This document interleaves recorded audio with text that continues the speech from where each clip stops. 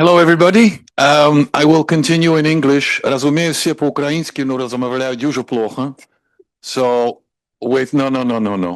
I will continue in English. Thank you very much for the invitation, first of all, of this very interesting and necessary conference on cybersecurity.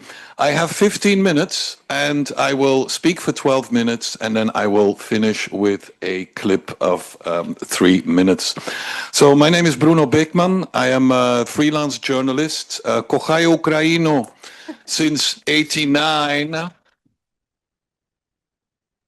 Since 1989, when I fell in love with what I thought was the Russian soul, but it turns out I fell in love with Ukrainskaya Volia in 1989 in the city of Zhytomyr. So yes, I'm not young. I spent some time in the Soviet Union, and I'm working in Ukraine since 1994. I'm not a Vaincore. I don't think Vaincore are journalists. So I am just a journalist who likes to tell people stories. In the meantime, since 1994, I've worked with every Ukrainian president and prime minister. Since 94, I covered the Eurovision Song Contest. I covered the Euro in Donetsk and in Kharkiv. And since the 24th of February, I covered the Crimea in 2014. I was in Slavyansk when Girkin entered in 2014. So we have some experience, unfortunately. On the 24th of February, 2022, when the polnomashtabne вторжение started, I got a phone call from my mother at 6 o'clock in the morning. My mother is a veteranka of the Second World War.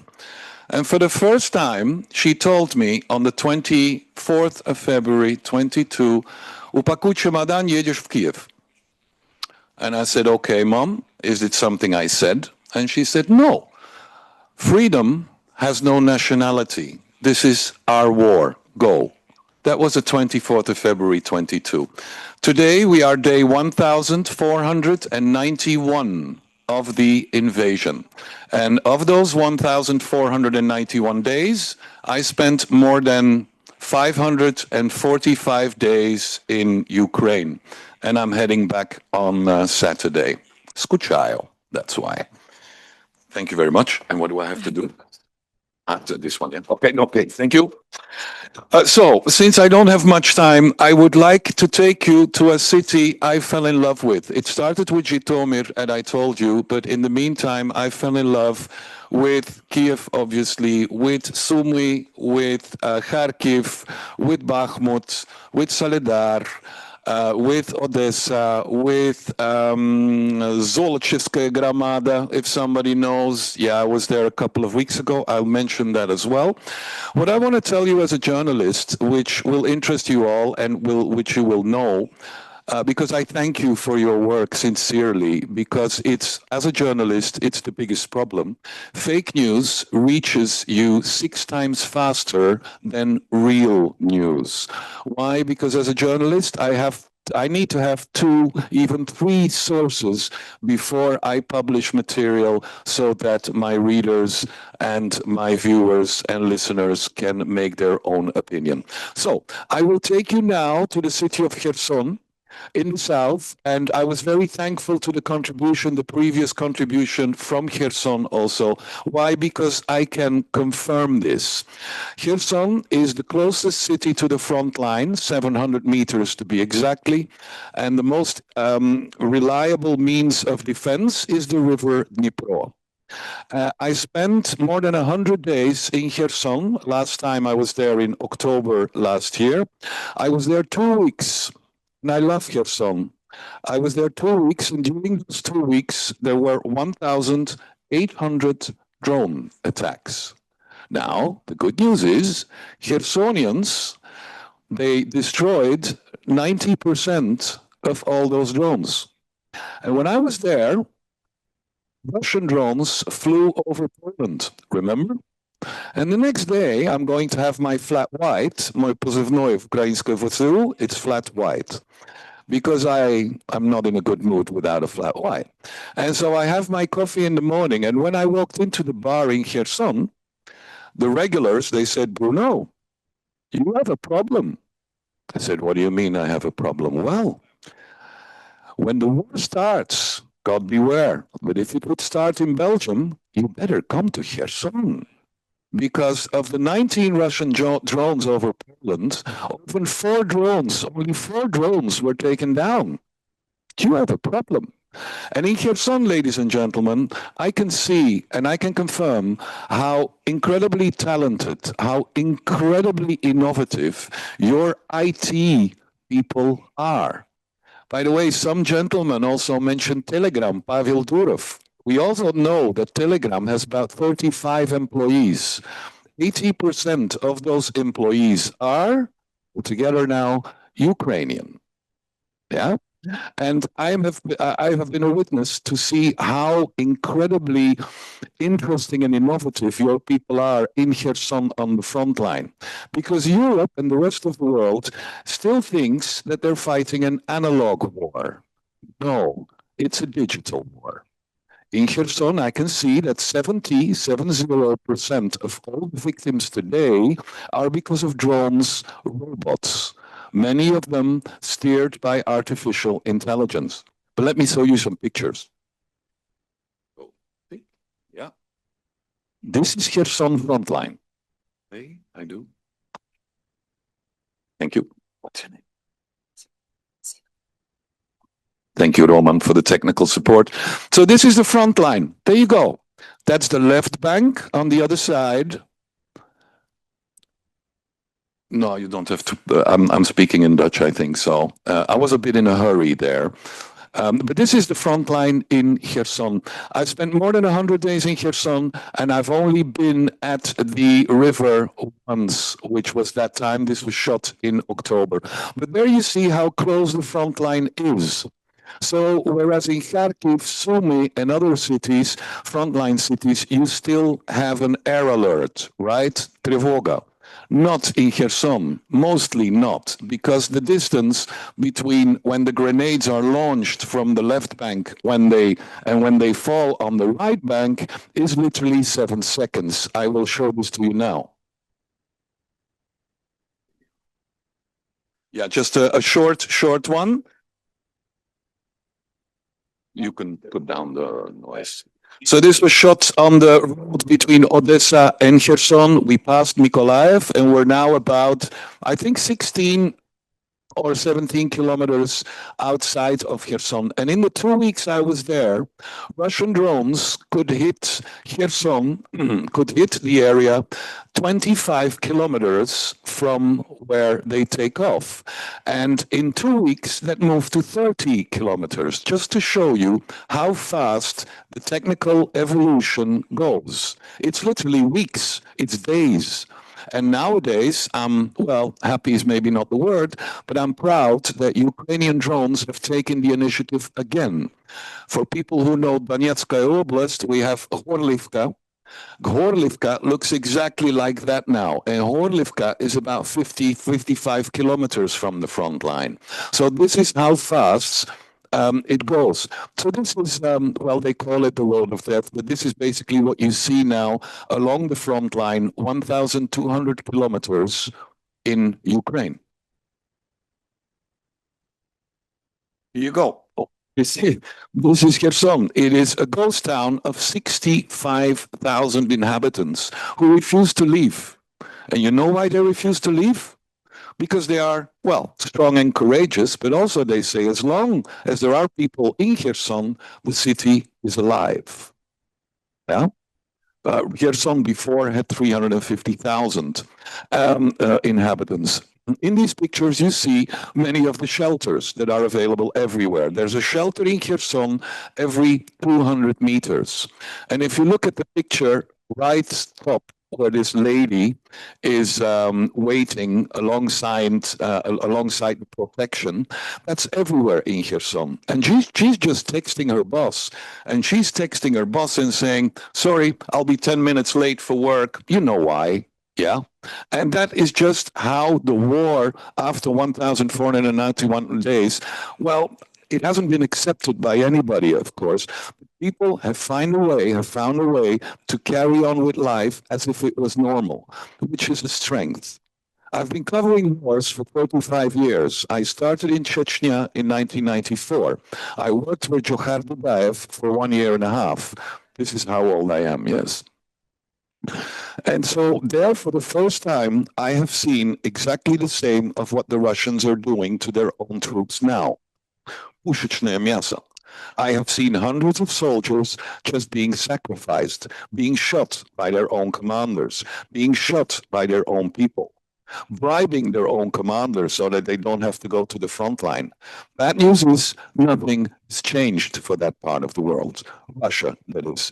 Everything has changed for Ukraine because Ukraine today, and I can confirm this, is the most courageous, innovative, and strong people that are basically safeguarding the freedom of everybody sitting here in Brussels. And that is a statement I can confirm. Okay. Thank you. Right, we go to this one, please, Roma. Listen carefully now.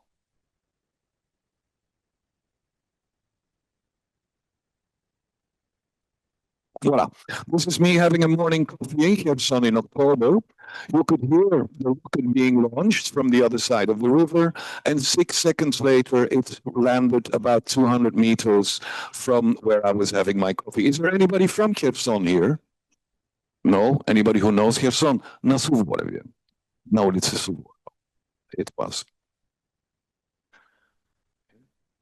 I'm not going to show that one. Yep, play. This is how people walk around in Kherson with a drone detector. A drone detector costs you 250 euros. You can get them everywhere in Kherson now.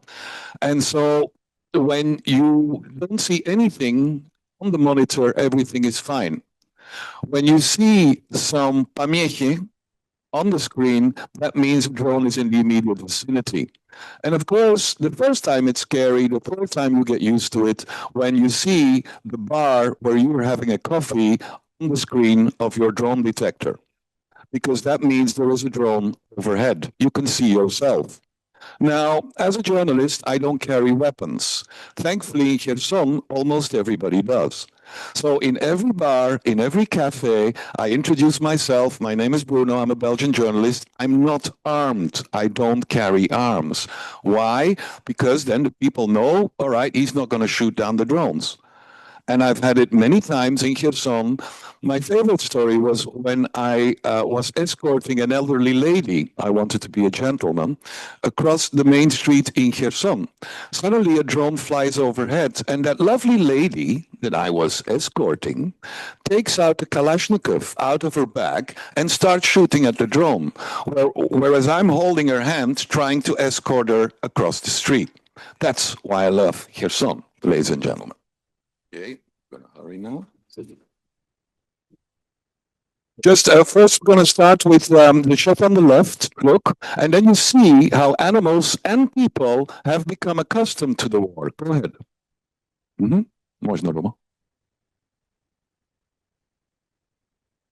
Nobody reacts. Nobody reacts. And the only time you will hear an air alert in Kherson is when planes leave Russian military bases. That's the only time that you will hear air alerts in Kherson. We look at the picture on the right. Because you see, life goes on. Look, what you will see now, there you go, is everywhere in Kherson. So people continue working out, taking care of their physical health. And this is a children's playground, which is full in the afternoon, but I don't want to shoot children. Well, to film children. Go ahead. The drone danger is being kept and being communicated by the Kherson citizens themselves. So you can see every street, every house number where drones pass. In many neighborhoods, people have, like volunteers, they have volunteer brigades who take care of the drones. And so, for example, you will have the shift on Monday, I will do the shift on Tuesday, and Roma will do the shift on Wednesday. And then you can see if Roma lives in the street number 25, that on Wednesday evening, the drones will be destroyed on number 5 because Roma is very good at number 25. And this is an example of how they, well, every minute, every second. But can you imagine? Well, yes, you can.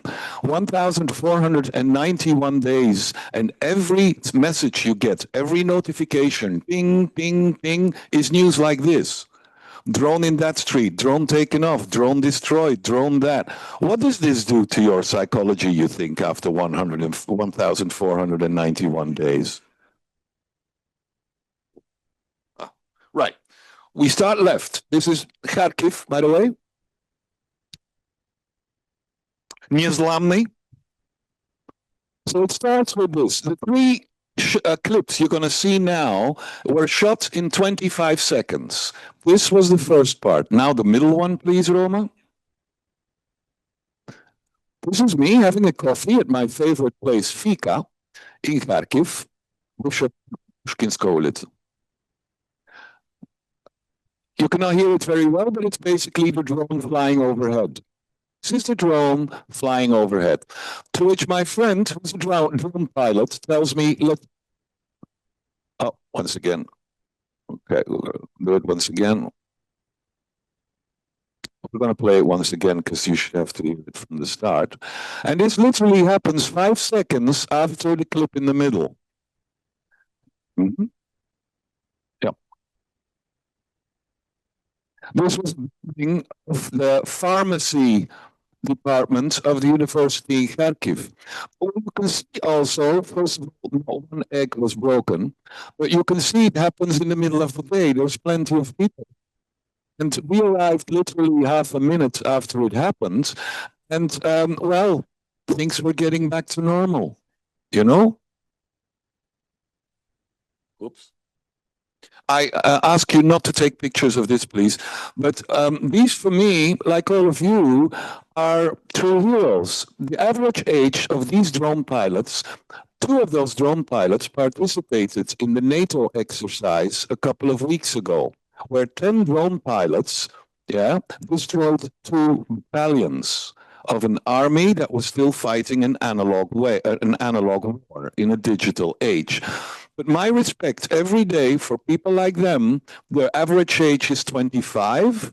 They had a whole different future ahead of them. But right now, they have the responsibility, they have the courage of defending my freedom, my children's freedom, and your freedom on a daily basis. So my respect for them is, well, forever, and we shall never forget. And this is what they do. Sorry for the language, of course. Well, and I can hear it from many of my good contacts, not only in Kherson, but also in Zolochiv and in Vovchansk, the drone pilots, is that one thing they will never, ever forgive to the Russians is that before the war, they were not cruel. They could not do what they're doing now, and now they've become numb. So in the beginning, they sent me, at the end of the day, a number, because I asked them once, how many Russian soldiers have you killed? So they sent me a number, varying from 35 on a quiet day to 835 on a busy day. The number I got yesterday from Kherson and from Vovchansk was 944. And, you know, they will feel more pain killing a fly or a mosquito. And that is what 1,491 days of allowing this to continue generates in people. Right. I'm almost done, so I apologize if I'm too long. I've got 2 more shots. Right. Resilience is the most admirable human behavior. And I can safely say, I'm not saying this to make you happy or put you in a good mood, because I've covered about 12 wars in my 35 years, but I have never, ever, ever seen a resilience as among the Ukrainian people. I'm going back on Saturday, and I miss it. I like to be surrounded by strong people because that's where the solution is, right? Short clip from my teacher in Kherson, Tiotia Nina.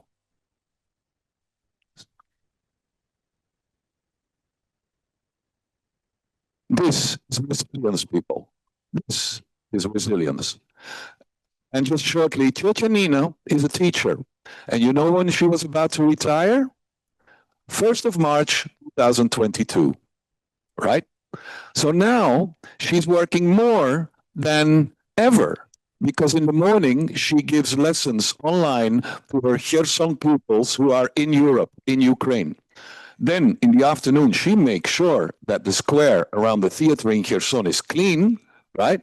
And we used to have our daily coffee there.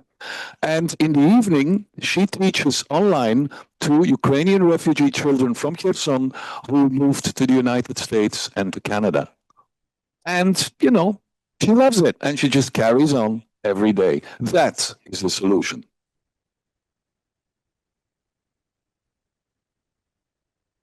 There's one clip, 100 meters from my house near the central market in Kherson at midnight. Now, there's a curfew, so you don't go out. But I went out at 5 o'clock in the morning, and the clip you saw, and at 5:30, you could see that the firemen were there. Look at the picture on the right.